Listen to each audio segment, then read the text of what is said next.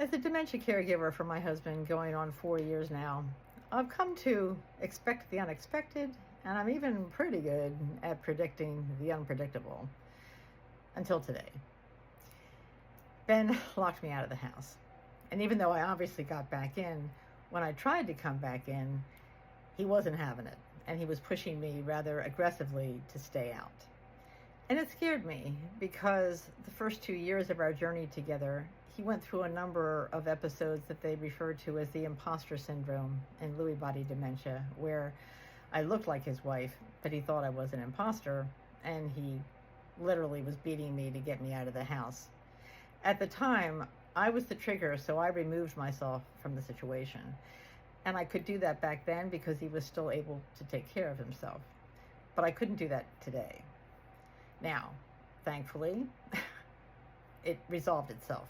I don't know why, but when I tried to come back in about 15 minutes later, everything was fine.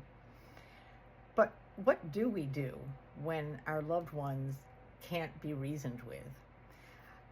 Please share in the comments if you've either come up with some solutions or you have some issues around this. I'm not saying that I've got any answers.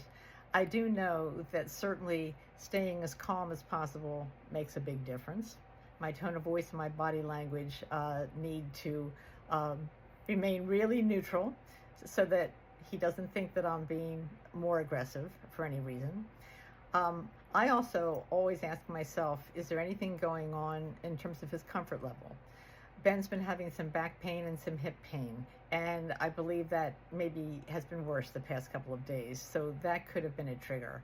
He could have been uncomfortable in some other way. The heat alone has been an issue the past few days for us.